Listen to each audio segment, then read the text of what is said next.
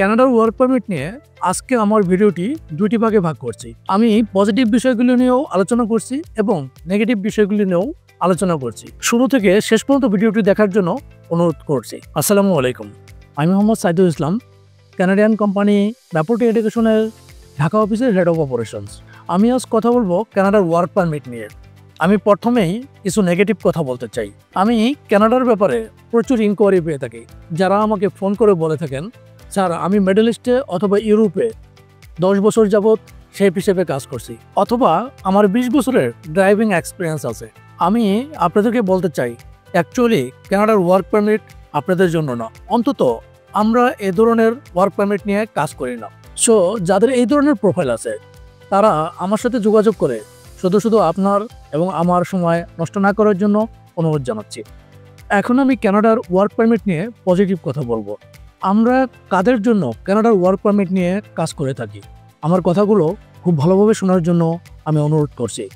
আমরা যাদের জন্য কানাডার ওয়ার্ক পারমিট নিয়ে কাজ করে থাকি, নাম্বার 1, যাদের বয়স 18 থেকে 35-এর মধ্যে। নাম্বার 2, যার academic qualification minimum HSC pass.